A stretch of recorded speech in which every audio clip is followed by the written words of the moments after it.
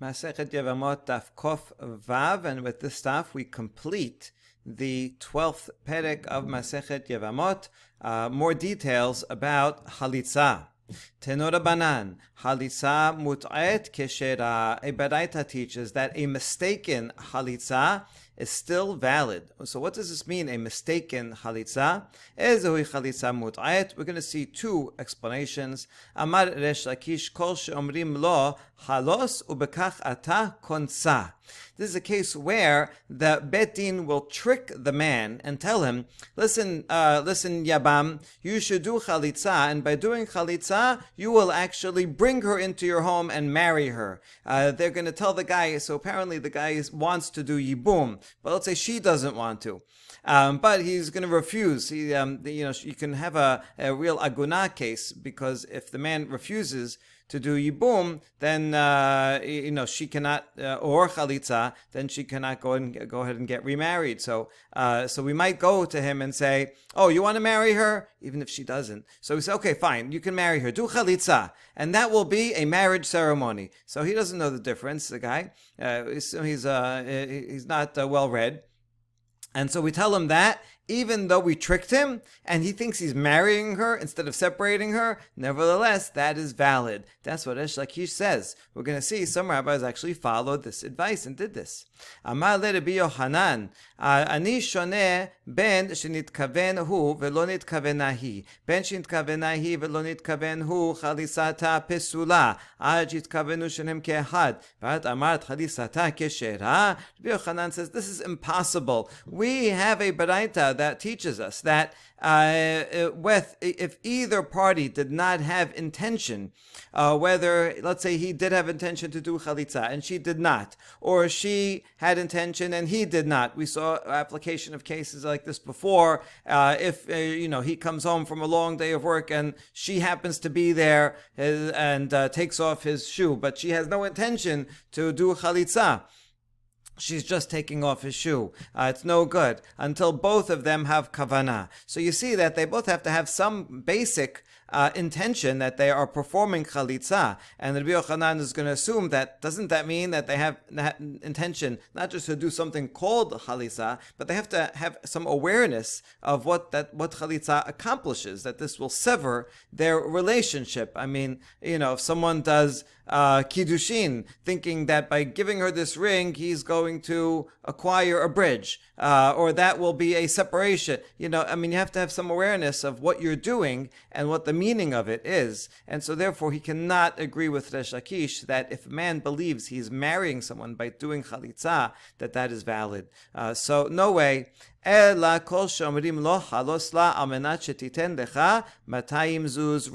Yochanan explains that baraita that said a mistaken halitza is valid. It's talking about a different case, talking about a case where she said, where the Bet Din says, do chalitza to her on condition that you receive 200 zuz, right? She will give you 200 zuz. And so this will encourage him. Again, it's accomplishing a similar goal with a man that doesn't want to do chalitza. He wants to maybe torture her, or he wants to do yibum and marry her. And so we have to incentivize him. So we incentivize him by saying, okay, you know what, you're going to get 200 zuz, and then he does chalitza. In that case, it's a mistaken, because we don't actually have to pay. Even if she doesn't pay the 200 dues after, it's still, the chalitza is valid. Tanyana mehachi. And we have a baraita that supports Rabbi Yochanan's interpretation. Chalitza mut'et keshera, ezohi chalitza mut'et, kol shomrim halos la amenat, shetiten lecha, 200 zuz. The baraita says, mistaken chalitza is kosher. And what is a mistaken chalitza? When we tell him, do chalitza, and she will give you 200 zuz, it's a huge amount of money. And so he does it, and we don't give him the money, and that's perfectly fine. Okay, why should it be okay to do something on condition and then not fulfill the condition and still be valid? In other areas of halacha, that would not be true. If someone gives a get on condition, right? This is a get on condition that you pay something, or don't smoke for the next 30 days or something. Then that the get is dependent on the condition. Why would this be different? It seems the difference here is that that chalitza is a performance, just like.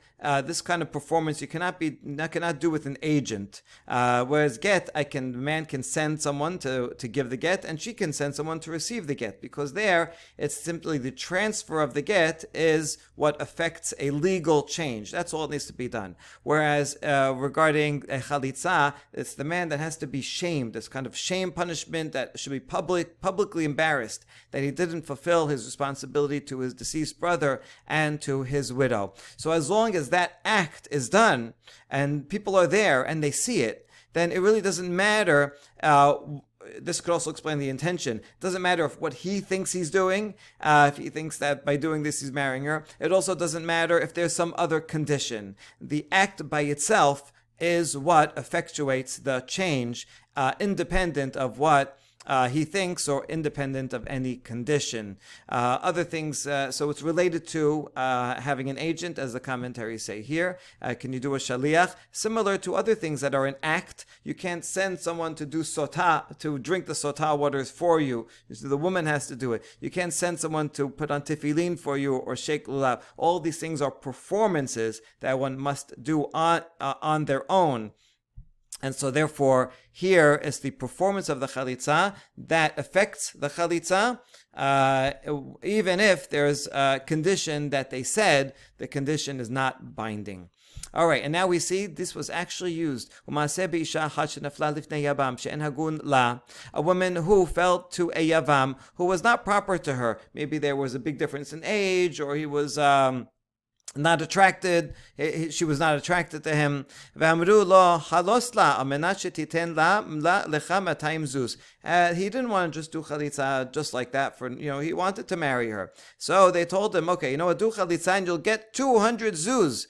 200 zuz is the standard amount of a ketubah. This is like, many tens of thousands of dollars, at least. And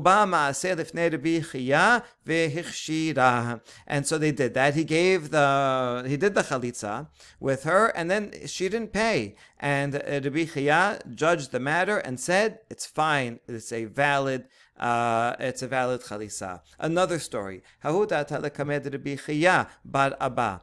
Amrula biti amodi. Amra le ema yeshivata zohi amidata. So you had a Yevamot that came before the Bichia Bar Abba, and so now they're in court, and he says, the rabbi says, my daughter, it wasn't his daughter, it means, my young woman, stand up, it's time for you to be judged, and when you're judged, you stand up. He means by that, okay, you must do yibum, so, stand up, and now we will charge you to go and do yibum. She said, no, rather you should say her sitting is her standing. She's referring to herself. My sitting is my standing. Some people read instead of ima, that her mother was there pleading on her behalf, but there's no need to say that. Okay, so she says, no, she's refusing. She says, I don't want to do yibum, I want to do chalitza. The phrase here means by sitting and not doing yibum, that is how I will be upstanding, right? I'm not shirking my responsibility to the deceased husband by doing this. It's simply, for whatever reason, not appropriate. I don't want to do the yibum, and so my pride will be standing by sitting out and not doing yibum. Okay. Amra la yadat le. So the judge said, what, do you know him? Amra le'in, yes, I do know him. And here's what I know about him. The yavam, mamonahu de hazala, the kaba'el michle mina. You know what he wants? You know why he wants to do yibum with me? Because he sees that I have a lot of money, and he wants to take that money for himself. He's not doing it with proper intention. He has ulterior motives. The guy's just a gold digger. And that's why I want to do yibum. Amar la lo nichalach. So Rabbi Chia says, okay, so it's not acceptable to you. Amar le lo, no, it's not acceptable to me. Amar le halos la ubekach ata konsa. So then Rabbi Chia said to the yavam, go and do halisa, and by doing that, you will marry her. He had to trick him. So he uses Resh Lakish's trick. So the guy says, oh, great, now I can marry her. I'm going to get all her money. And he goes and he does the chalisa. He allows her to go take off his shoe and be spat at. And then the judge tells the Yavam, oh, I tricked you. From now on, you are unfit to marry her forever. See, it could be that the way he was tricking her. Maybe they actually knew that chalitza does a separation. But maybe the judge was telling him, listen, do chalitza, so you'll separate from the ibum, and then you can do a regular marriage. He's tricking him into thinking that after chalitza, you can then go ahead and marry, and that way you could do a regular marriage, kiddushin and nisuin and so on. That might have been the trick. And now he says, oh, actually, I tricked you. The halacha is that once you do chalitza, then you can never marry her ever again.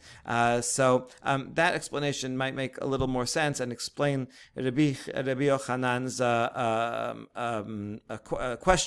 Rabbi Yochanan says, don't you have to have some basic intention? Yeah, according to this, you can have basic intention, that is separating. It's just that he said, oh, separate and then marry. Okay, but now it says, no, now you can't marry. So now the judge tells him, listen, now be a good sport. There's no way you're going to marry her anyway, no matter what you do. So how about do chalitza again, and now with the proper intention, so that she can go and marry someone else. You see that Rabbi Chia did not want to follow Resh Lakish fully, perhaps because of Rabbi Yochanan's question. So he thought that this doing chalitza, if a man does chalitza, thinking that actually marries them, or thinking that they can marry her afterwards, his intention is actually to marry, then that is sufficient to prohibit her to any of the brothers, but would not be sufficient for her to go and marry someone else. So he says, okay, now do chalitza again, since you have no shot anyway of marrying her yourself. Or another story, Bat Chamud Papa Nafla Lifnei Yavam She'en Hagun La. So Papa's sister-in-law fell to a Yavam who was not fitting for her. Again, difference in age, or he's a tanner and he smells bad, or whatever reason. And it comes to Abaye, who is Papa's teacher. Amar le halos la b'kachata konsa. So Abaye is going to use the same trick and say, hey, listen, you want to marry her? Good. Do chalitza, and then you can marry that. Through that, you can marry her. Amar le Papa lo savir lamor lehad amar Rabbi Yochanan. Papa, the student, and also the sister-in-law, is looking out for his sister-in-law here, says, wait, my master Abaye, didn't you hear what Rabbi Yochanan said? Rabbi Yochanan said you have to have intention in order to a chalitza to be valid. If he has intention that he's marrying her through chalitza, it's no good. So Abaye says, okay, then what should I say? Rav Papa, Amale halosla al menat shetiten lecha 200 zuz. Now tell him to do chalitza so that she will give him 200 zuz. Interestingly, right, it looks like Abaye never heard of the answer that we proposed before. We assumed it was Rabbi Yochanan saying it, but maybe not. Maybe it was the stama, the anonymous voice of the Gemara that was saying it. Not Rabbi Yochanan, or maybe it was Rabbi Yochanan, but for whatever reason, Abaye did not hear that tradition. But a Papa either did hear that tradition, or a Papa maybe is the originator of this explanation. Although actually before we saw a Baraita that does say exactly this. So yeah, for sure it was a Baraita, but not every Amora always heard a Baraita. So it could be Abaye that never heard that Baraita, but the Papa did, or he himself came up with the same answer. Anyway, the point is that the Papa says, yeah, use a different trick. And tell him he's going to get 200 zuz if he does chalitza, and then just don't give it to him. Okay. So he does chalitza, and then Abaye, the judge, says, okay, now give him 200 zuz. But a Papa told Abaye, no, you didn't understand what I was saying before. She doesn't even have to give it. Rather, she can say, I was fooling you, I was tricking you, I didn't mean it, that I was really going to pay you 200 zuz, right? Joke's on you. And so she can say that, and the chalitza is valid. Okay, so it took Abaye a couple of steps to understand the full scheme that a papa had devised. And so now we ask a question on that. Or no, we bring a proof for the fact that you can do this. How do you know that you can make a condition and then not pay? And still is valid. Milo Tanya Haresha Borech Mibet Asurin Vaita Ma'abera Lefanav. Let's say a guy is running from jail. He's escaped jail. Let's assume that it's a jail of bad guys and like Romans, and he's innocent. And so he escapes jail, and now there's a ferry that's leaving, and so he's got to get on the ferry no matter what. To escape the police. And so he says, here, I'll give you a dinar, like a lot of money. I'll give you $10,000 and take me to the other side, right? Quick. And lo ela secharo. When he gets to the other side, he does not have to pay the $10,000. He just pays the regular, usual rate, whatever, $2.75, whatever the regular rate is. Because it's clear that he only said that to encourage him. Like, I'll pay you anything. I'll pay you $1 million. But he didn't really mean that he has to do it on that condition. So therefore, just like when there are extenuating circumstances, and it's clear that the person does not really mean it, you don't have to follow through with that condition. That's a proof that we can do the same thing with chalitza. Alma amarle meshatani becha, chaname meshatani becha. Just like the guy escaping from jail can say, I was just fooling you, so too she can say, no, I did not mean that I was actually going to pay you. I just wanted to encourage you to do the chalitza. Okay, end of that same story. Amarle abuchecha. Abaye was like, so how sharp Rav Papa is, that he was able to come up with this great solution that works better than the other one of him thinking that he's marrying her, and that's not even such a good chalitza. This one's a good chalitza, and he brought a proof from another source. So he's asking him, like, where do you come from? Where's your father? Male b'mata is in the city. Imachecha, where's your mother? Male b'mata, she's also in the city. Yehebehu aineh Ushchiban. Abaye set his eyes upon them, kind of gave him the evil eye, and his parents died. All right, in every rabbinic Talmudic story, someone has to die in the end. Why did they die here? What's the point?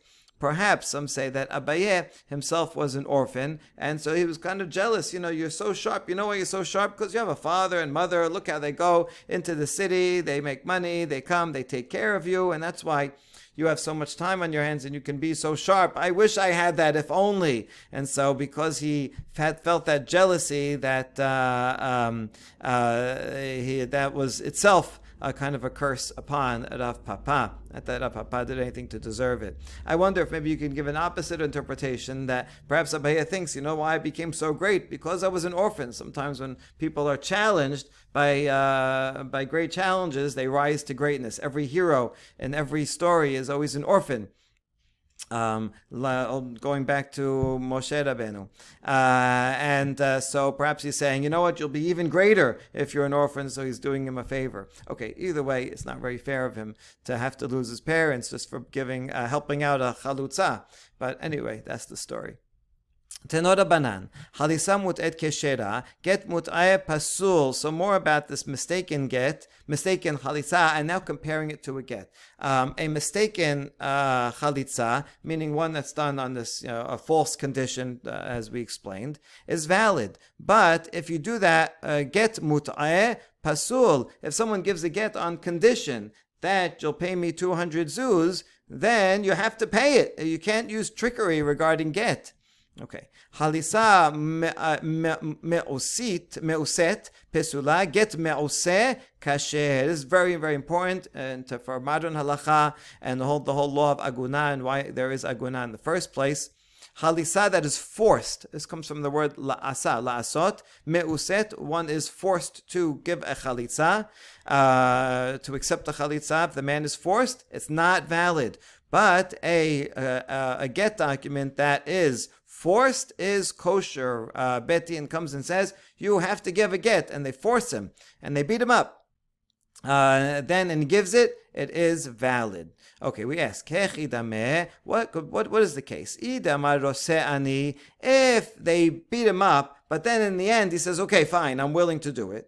Afilu chalisa nameh, then even chalisa that is forced is fine. V'lo amar rose'ani get namilo. And if the bet din beats him up, and never, even after torturing him, he does not say, fine, I will give it. Then that get is no good, right? If they kind of force his hand and to give the get, but he never accepted and said, I'm willing to give it, then it's no good either way. So actually, there's no difference. There should be no difference between chalisa and the get. In both cases, beating up, or whatever the bet din does, whether they put him in jail, or they give him a fine, or they excommunicate him, or give him lashes, whatever they do, it has to result in him saying, I want to. And if he says that, okay, fine, I will, then that's kosher in either case. So, hechi ka'amar. Chalisa mut'ayet le'olam kasher, v'get chalisa mut'ayet le'olam kasher, v'get mut'ayet le'olam pasul. So this is the same as what we have. Chalisa that's mistaken is always going to be, in all cases, is okay. A get that is based on false pretenses, condition that's not fulfilled, is always going to be invalid. Chalisa me'uset v'get me'useh zimnin kasher zimnin pasul. But the other case, whether it's chalisa or it's a get, and it's forced, well, then it depends. Sometimes it's valid, sometimes it's not valid. If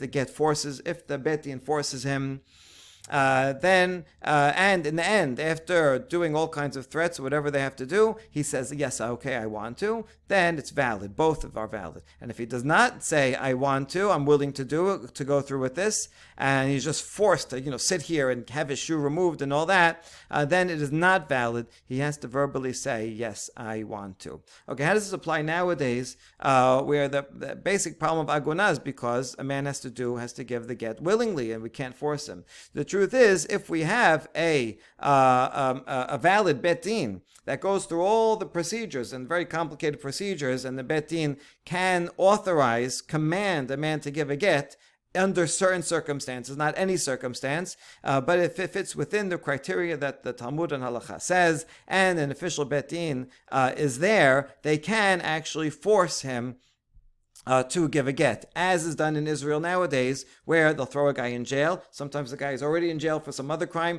and they'll even put him in solitary confinement until he gives the get. And that is valid because the bet din will only use that in those limited circumstances in which they are authorized to force the bet din to give the get. The problem is that this cannot be used under other circumstances. If it's not a authorized bet din, or it's not for the proper reasons, and some thugs just go and beat up the guy in a back alley so he gives the get, then that is called a forced get. And so not only is it against the law to beat people up in America, but also the get itself would not even be valid if you do that when it's not under the authority and proper procedure of a bet din. Okay, but in the end, this does work, and it is valid if you properly, under the correct circumstances and with a bet din. If he beat him up and he says, "Okay, fine, I am willing to give a get," then that is in fact valid. Detanya yakriv oto. We know that this is valid by comparison to a korban olah. Melamed shekofin oto. If someone offers a korban, or he promises to offer a korban olah, so we force him to give it. You have to give it. You promised that you would give it. You owe it. Yachol ba'al korcho. Now, can we force him against his will? Tamud lomar lirsono. Every sacrifice has to also be willingly. He has to give it willingly. So what does this mean? What do you mean you force him? But we has to be willing. Hakesad kofinoto ad shiomar roseh ani. It means we force him by all means that a bet din has, even giving him lashes. And we do that until he says, okay, fine, I agree. And then that's enough. That's sufficiently called willing.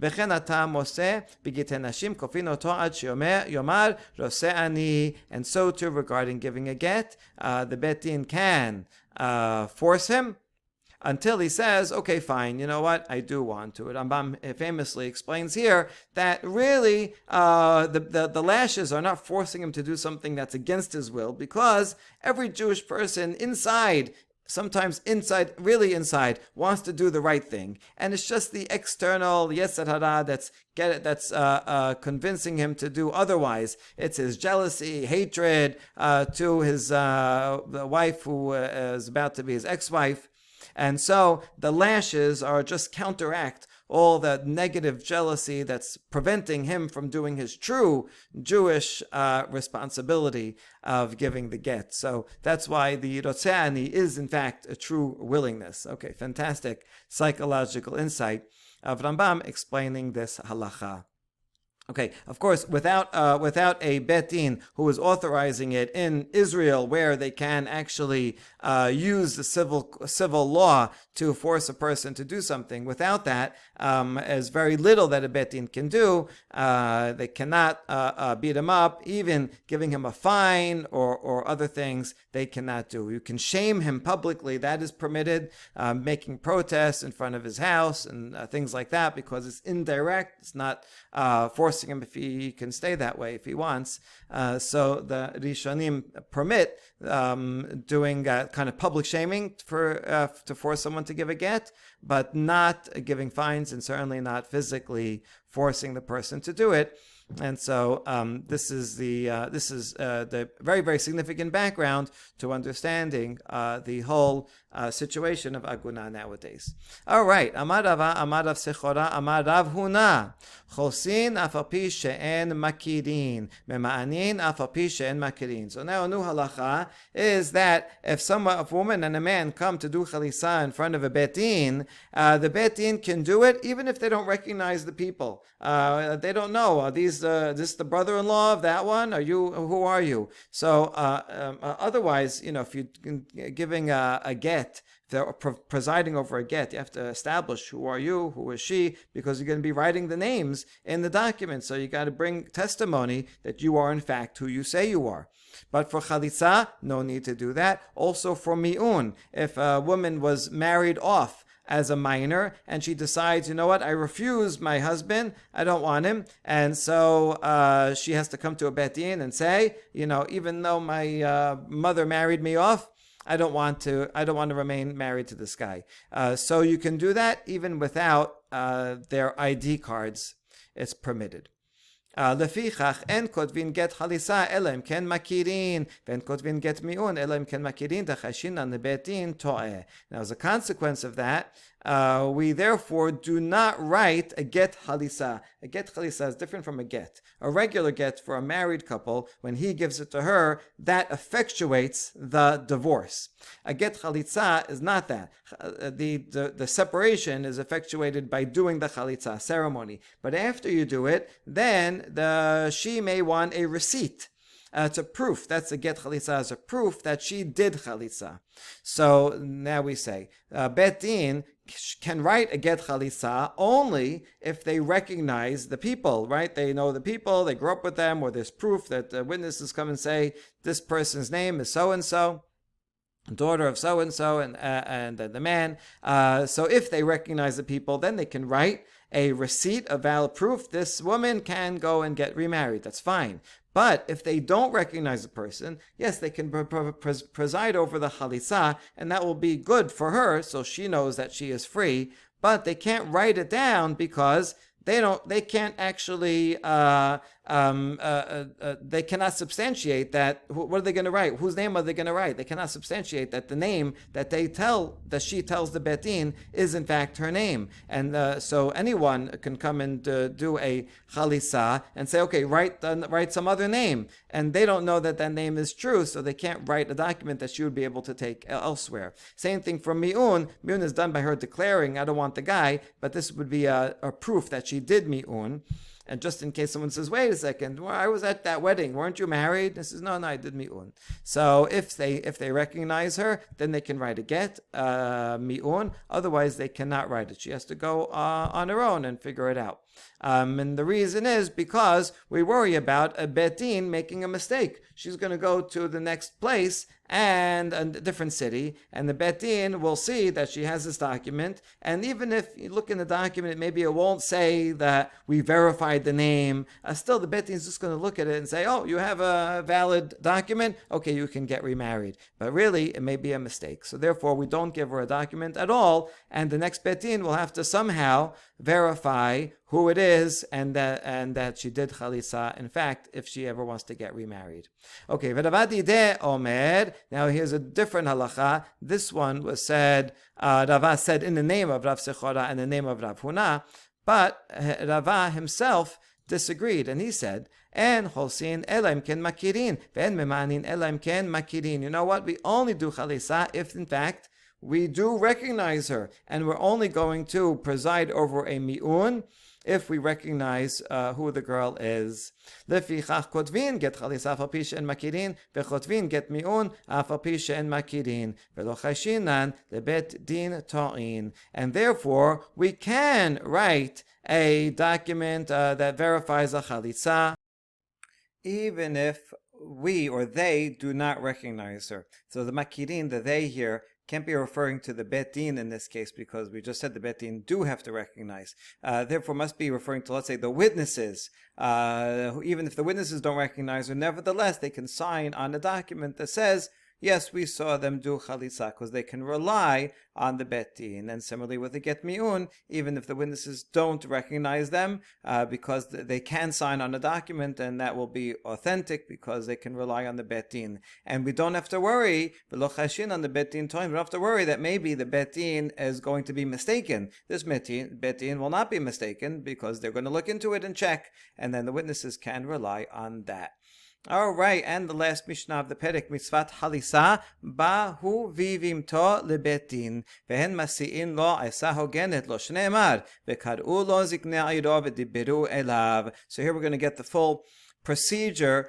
First, the man and the woman, the Yavam and the Yevamah, come to Bet Din, and the Bet Din will give him proper advice. How do we know that the Bet Din should do that? Because it says they will call him and speak to him. What are they speaking to him about? Isn't it just do yibum or do chalitza? No, it means that they're going to size up the couple. Is this a proper couple? Are they a big difference in age?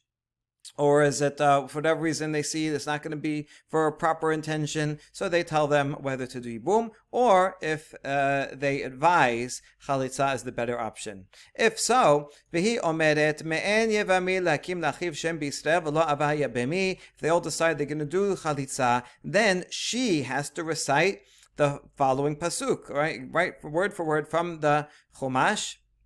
One of the judges will dictate to her and say, my brother-in-law refuses to uphold the name of his brother in Israel. He refuses to take me in Yibum. It's interesting that he has to say this. She has to say this, even though he is willing. But the Bet Din says, no, don't do it. And he says, an agreement. Yes, indeed, I do not want to take her. And again, even if he actually does want to, but the Bet Din is telling him, no, you shouldn't, or if she doesn't want to, nevertheless, he wants to do what's proper for her and proper in the eyes of the Bet Din. So he's still telling the truth and saying, I am not going to. I do not want to take her and in Yibum. And they should say it in Hebrew.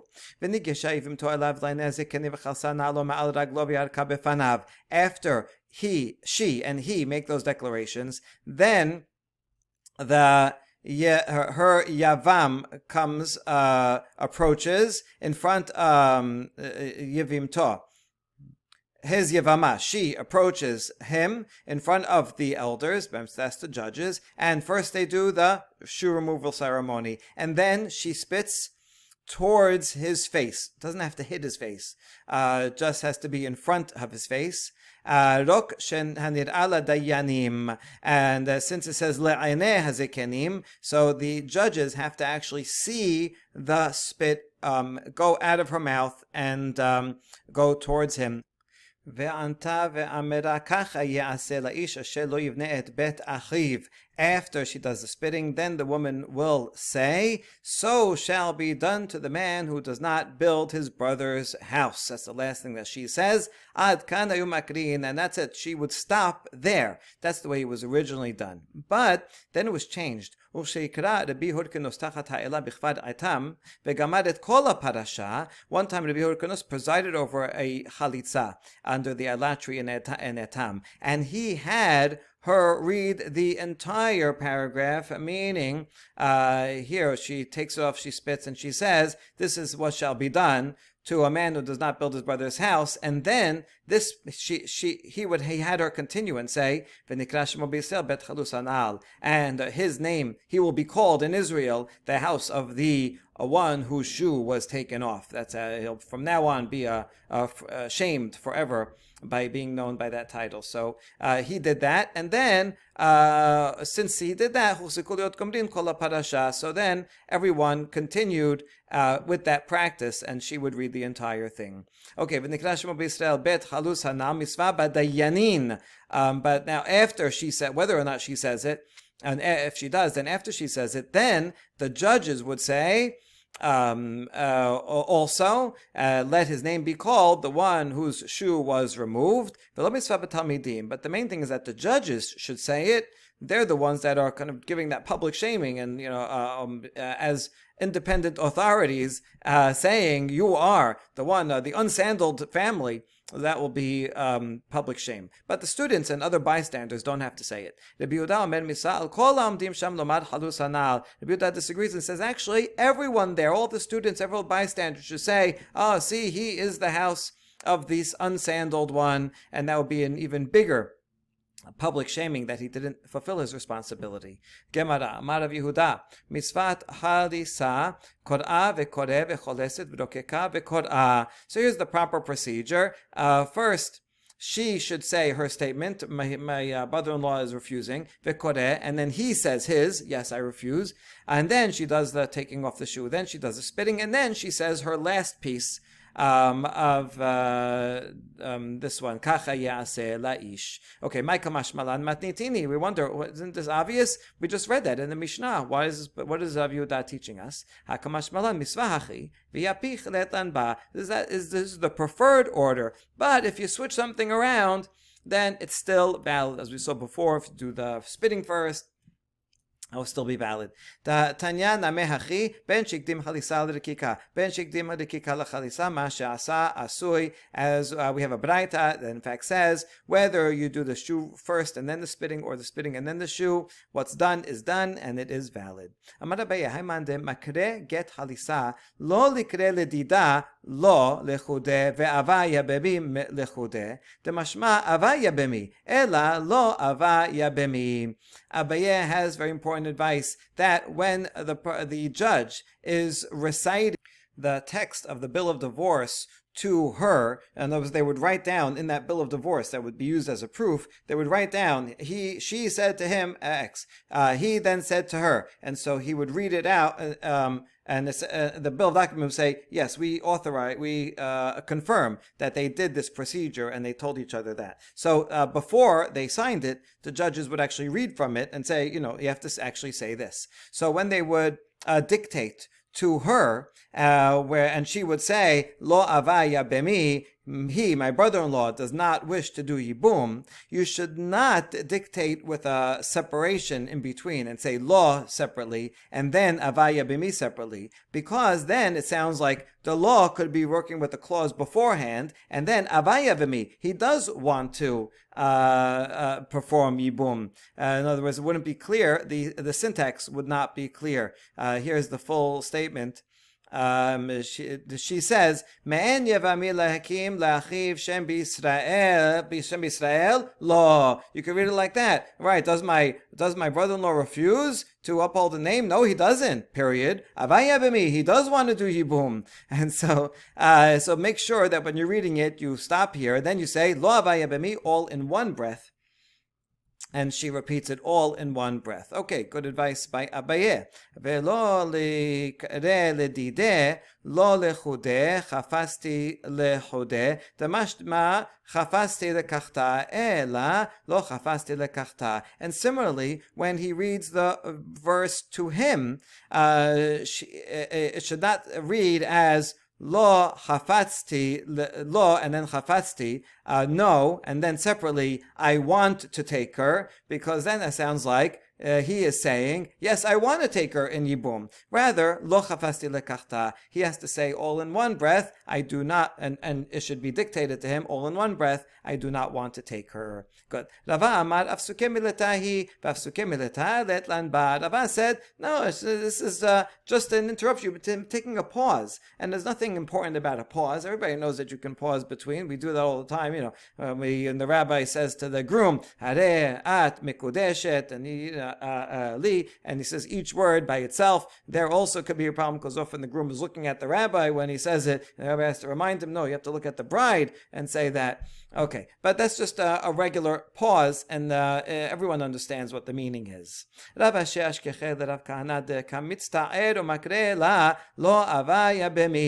time Rav Ashi saw Rav Kahana, and he was having a hard time with a certain woman trying to dictate to her all in one, lo avaya b'mi. She couldn't get it. She needed it broken down into smaller parts, and he was not able. He was having a hard time getting her to say all this in one breath.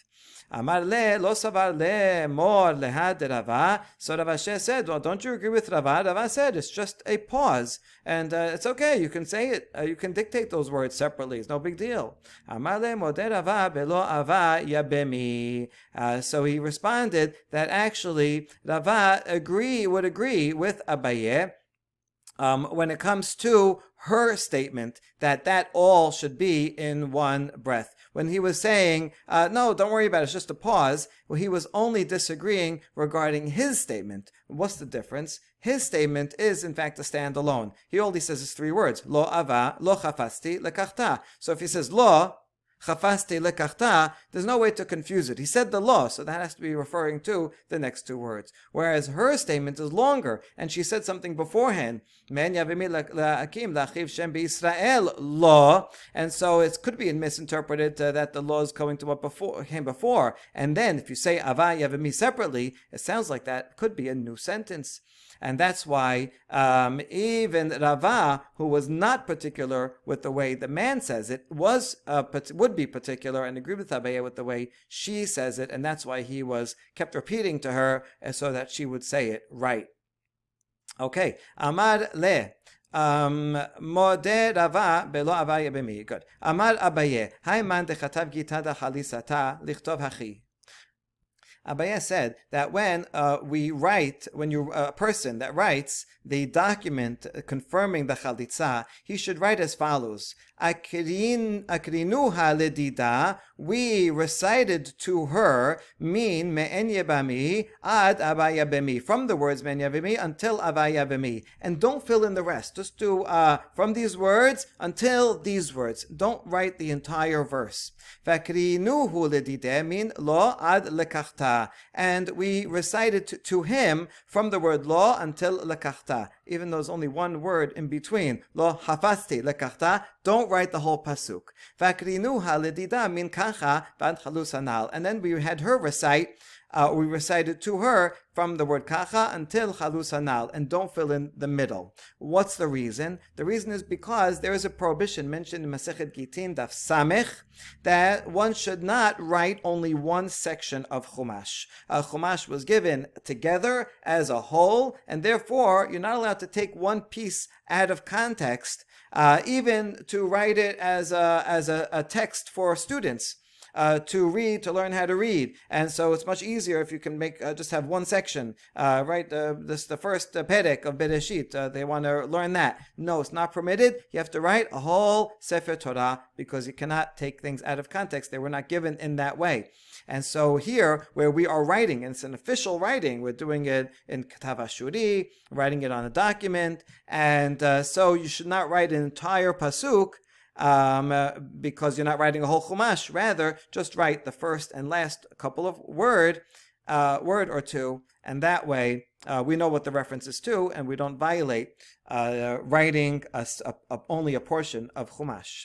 Mozutra mesartet v'chatev lechula parasha. Mozutra, however, would, in fact, he would score the parchment the same way we do on a Sefer Torah, and so it was official writing, and he would write the whole Chalisa passage on it. He would write all the Pisukim as one unit. And so now we asked, how could he do that? Matkif lamor bar idi v'halo nitan likatev. Here's the law: it cannot be written. The entire Chumash can be written, but you're not allowed to write one section on its own. And that's why we did this, and we wrote only a word here and a word there. So Mor Zutra, how could you do that? But in the end, we say Hilchata Kivated Mor Zutra. Halacha is in fact like Mor Zutra, and it is permitted. The reason is because it's for mitzvah. We have to write this section so that we can confirm and not have any misunderstanding of what word did he say, what word didn't she say. So we write the whole thing, and it's clear that this is not meant as a copy of Chumash, but rather is a proof of the dictation of the ceremony, of what happened during the ceremony. Okay, good. Amar Abaye, Rakeka uklat. Haruach lo asa velo kelum. If she spat, but then a wind came and blew her saliva away and never passed his face, that's not good. She has to spit, and the spit has to go in front. It doesn't have to land on his face, but it has to go past his face. My tama v'yadeka befanav, because pasuk says she spits in his face. Ba'inan hilkachu aroch v'higusa. Therefore, if he is tall and she is short, kelat hu haruach ika befanav. Then even if the wind takes it away, it still is in front of him, because she is short, so as soon as it comes out of her mouth, it's already in front of him. However, the opposite, if she is tall and she towers above him, and she's below at her shoulder height, then we need the spit to go out of her mouth and descend until it goes to the height of his face, and only then, if the wind blows it away, it doesn't matter. If the wind blows it right away, and she's taller, then it never goes in front of him, and then it's not good. Good. Amar Rava, achla tuma verakta, achla gargishta verakta lo asta velo kelum. If she ate garlic and she spat because of the garlic, or she ate this other type of clay that was eaten for medicinal purposes, it was very sharp and bad tasting, and it caused someone to spit involuntarily, that's not good. She has to spit on her own. Because the pasuk says she spits, meaning of her own free will, and not because she's forced to spit because she ate something bad. Rava says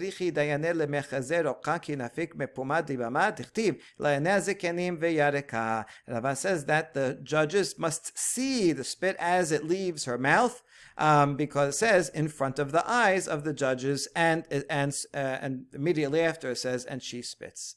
And last paragraph, Nikra Shemo B'Yisrael Bet Halus Hanal Misva B'Dayanin Velo B'Talmidim. We mentioned just now that those last words, that his name will be called in Israel the house of the one who had his shoe removed. The main mitzvah is that the judges should say that and not the students.